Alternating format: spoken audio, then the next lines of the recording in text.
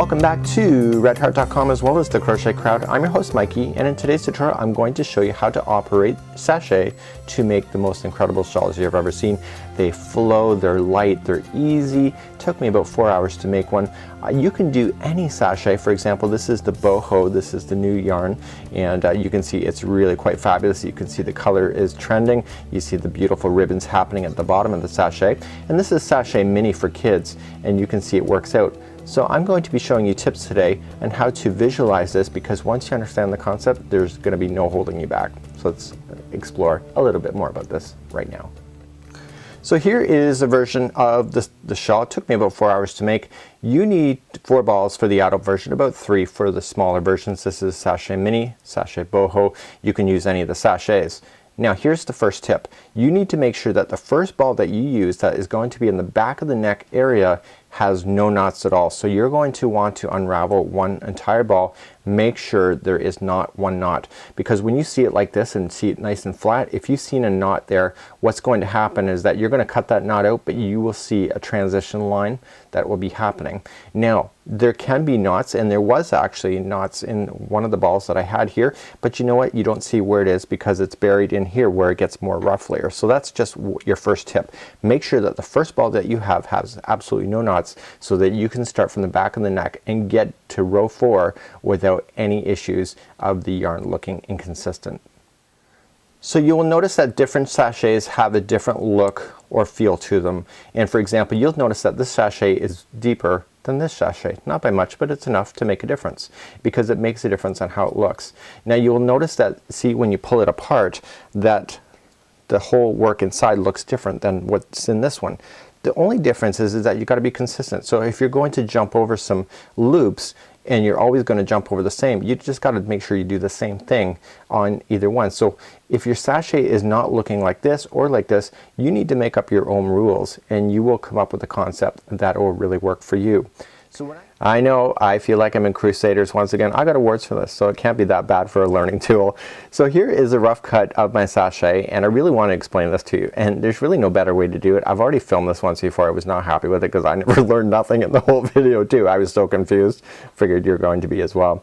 So I cut out this, I put it to a piece of paper, and basically you'll see that the sachet is like a mesh, right? And so on the top you're going to want to skip over every other loop when you're going to work with it from rows 1 through 6. There's 8 rows. So 1 through 6 you're going to always skip over. The reason why I'm having you do that is that every time you skip over like this, it causes an extra loop at the bottom to happen. So for example, if I go here, and when I'm going to fasten up the next one up here, and I'm skipping over the next one, it's going to cause it to double. So basically when you're working on this, and here's my next diagram, this is how it looks. We're going to come along, okay, and then we're going to sweep underneath. So see how we come around, and then we're going to start grabbing it by the stitches here and then we're going to come back around. But here's my best diagram of all. I love this. So here is exactly what's happening. So we're going to start off in the middle, and because we're jumping every other row or every other loop in the top, what's happening is that the base of it is going to get much bigger. So in actual fact, every time you do one of these from rows 1 through 6 all the way down, you're actually doubling the width every time. So this becomes double, double, double, double as you do it. So when you get to rows number 8 and 9, 7 and 8, what you're going to do is, instead of going every other one, you're going to go into every one instead. Therefore the bottom will not have an increase by 1, so it'll just be consistent, because you notice that when you get to the bottom here, it is going to be so big and so roughly that if you do any more you may look like a peacock at the end of it. So it's a really great concept in order to work it. You know, with these sachets you just got to pay attention to what loops you're going into and kind of make up the rules as you go. So the whole key element in this whole particular project is understanding how that you do it when you go all the way around. So your sachet, when you really truly look at it, when one side of this row is going to have this coming down, the other side will not, and then basically it's just a matter of just going back and forth, and it's just really easy. So why don't we give this a try and see what you think. So to start with, I should unravel this first so that I can inspect my ball here to make sure that there's no knots. You do not want knots in rows 1 through 4. So let's open it up and we're just going to start. This is how easy it is. I'm going to use a size E, a 3.5mm crochet hook today. Now you should know it doesn't really matter the size of the crochet hook because it's the actual loop that generates the gauge of this. So let's begin to get started. We need to figure out what we're going to do with this nasty edge right here, and all we just need to do is just roll it in 3 times. So there is the top first loop that's complete. This loop is obviously cut, so we're just gonna roll it to match the second loop like so, and then we're gonna roll it one more time and get the third loop. Okay, and we're going to come in from the front, okay, into the all 3 loops. So now what we're just going to do from the back to the front, we want to collect 6. Let's collect 6. So this would be 7 once it's on there. So we go 1, 2, 3, 4, 5, and 6. Well, how hard is that? So because I have a comfort grip, it's gonna go down a little bit. Don't worry about it. We're only doing this for this particular row. So now what we're going to do from the front to the back, we're gonna grab the next one, which will be your number 7th really, and you're just going to pull through everything like so. Okay, so what basically we've just done is see how this is already starting to ruffle. This is how this shawl works, is that you're creating these ruffles in the bottom. We want to do that one more time. So from the back to the front we want to do 6. So 1, 2, 3, 4, 5, and 6. And from the front to the back we go to the next one. Just position everything in your hands and pull through everything like this. And so now this is row 1 complete. So you can see now that you have kind of 2 stitches at the top, but look at all of this ruffle. So you can actually see that the sweeping around that it does is going to be really amazing. So how do we get from this row to the next? We'll solve that in just a moment. So I'm pulling out my fancy arts and crafts here, and this is just this is a great way to do it. I can't do this without laughing. I don't know why. So anyway, I've collected all my loops on the top. There's actually only going to be 2 here, but this is just a great way. So what we're going to do here is that we are probably right about here, and all we're just going to do now is that we need to extend down and to go into the next layer. So in actual fact we're gonna cause this to naturally turn around, and then this edge then is going to be working along this edge right here. So that's the easiest way to explain it to you. Now let me see if I can show you and see if it makes any sense. So here's where we are at this moment, and we have only 2 stitches on the top, but it doesn't really matter at this moment. And basically what I need you to do is to extend it like this, and I want you to follow this straight down to the bottom.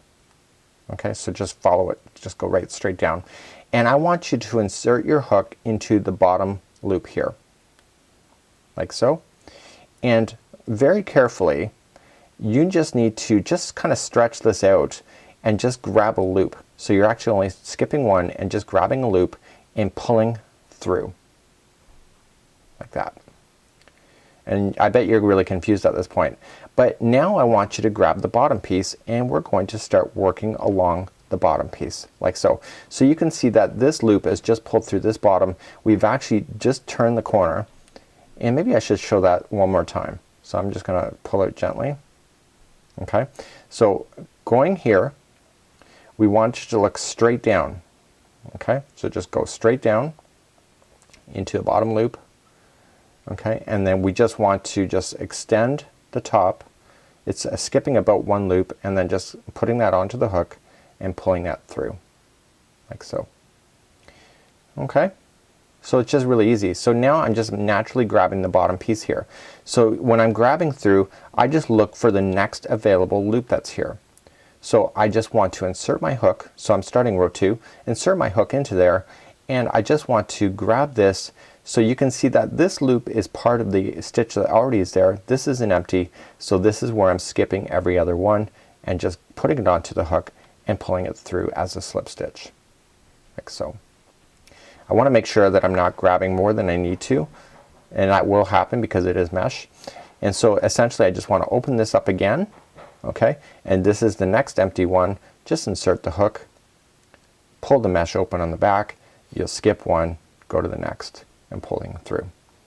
So basically in the bottom we're going into every possible loop there is from rows 1 through 6, skipping 1 on the top end. When you get rows 7 and 8, all you just need to do is that you just need to go into every loop. So instead of skipping one here, you're going to just go into that one instead, and that will prevent it from growing. You will find by the time it gets to row number 7 that it's gonna be so roughly, and it will fit you and it will look amazing. So if you want to make this any bigger, all you just got to do is keep on going and just make it as many balls as you want to. So you just want to make sure that rows 1 through 4 have no knots in the ball. And so I'm just continually working along. It took me about 4 hours to do my shawl complete from start to finish using 4 balls of the sachet. And how will I know if I'm done this round? So you can see that if I'm looking at the bottom base here, it's kind of going in a semicircle, and all I'm just doing is I'm just going as far as I can before the semicircle just runs out. See, there's really not a lot of science to it. So I just continue to go. You will get yourself into a rhythm. I'm starting to find it now. I did my shawl about a month ago, and it's the first time I'm doing it since. You can see that it's really old habits come back really easily. So I'm just looking to where this is running out, and I'm gonna go to the last loop that's available before the ribbon on the bottom ribbon runs out, like so. Again, skipping, and then I'm gonna show you how to turn around again. Okay, so I'm going to the last one, like so. Okay, so I've got to the last one, therefore I've run out. So now row number 2 is done, and you can see now that I've just gone into a complete semicircle, just like so. So it looks actually really quite decent when you're playing with this. And let's turn around again. I'm gonna show you that one more time. And because we're going back and forth, you will notice that the ribbons will be on one side for one, and then they'll be on the back side for the other. It doesn't really matter. It's just the way it will work out. So let's begin to do row number 3. So we've run out of stitches. So again, what we're just going to do is just pull it open and go straight down. So just look down the ribbon, insert into the bottom like so, and just grabbing the thing, just I'm skipping one loop, just grabbing the mesh again, top, and just pull through that one there. And now let's just grab onto the next base. So that was how I moved down, and again it's just every other one going across the base of the ribbon area. So each one of the bases are different on different sachet products. Some of them are more roughly, or some are like this, very ribbon like. It's really kind of a unique look on how you want it to look. So when you're looking at sachet products, you might want to look at the base ribbon, because that will kind of determine the look that you're going to ultimately see. So if we're always increasing, then as we go throughout the rows, you're going to notice this is going to get bigger and bigger. Therefore it's going to take double time to get across one of these rows for each and every row. And thank goodness there's only 8 of them for the adult size, that when you're doing this. And the wonderful thing about this is that because it's so roughly, it will wrap around you quite comfortably, and you can also apply a shawl pin if you want to pin it so it doesn't fall off as well. Really easy. So you can see I'm just kind of working my way across, not really thinking about it, and I want to show you again once we get to the other side. I'm going to do the remainder off camera, and then I'll show you how to turn around once again. So I want to show you how to turn around again, and basically when you pull it open, eventually you're going to run out of this ribbon, because the ribbon is actually going to extend into the next level above. Okay, so it's just a really kind of an easy kind of concept to work with. So you're just going to want to continue along this ribbon till you feel that it's gone far enough. So you can actually, if you go too far, you're going to end up in the next row higher than what you'd want to. So I would just do it, so remember how we kind of extended and went straight down? We want to continue the same effect that when we're doing that. So I'm just kind of opening it up, and I think that I've gone enough. Do you see how if it just looks like it's enough. So if you just pull it open like this, do you see that? So now I'm ready to turn and go down the next row. So let's start the next row, and again we just look for the base, so just go straight down like this, look for the next one, in, and then grab it and pull through, and then we start on this ribbon going again across. So again, it's very easy. So what happens if you have a knot in the ball after you do the first one completely? It's very easy. Remember how I showed you how we rolled in the very beginning? You're gonna want to roll the end and also the beginning of, cut out the knot obviously, but you just have to roll the beginning and the end, and you'll just want to make sure that you crochet them two together, and what's gonna happen is that you're never gonna see it. It's actually really amazing because it's gonna have such generous ruffle. It's not something that's really gonna even concern you at that point as well. So hopefully this will give you a great idea to be able to do sachet shawls. You can do this with any of the versions of shawls or any versions of sachet. You just gotta be consistent of where you're grabbing the hook and where you're going when it comes down to the base of your sachet. Until next time, I'm Mikey on behalf of redheart.com as well as the Crochet Crowd, and we'll see you.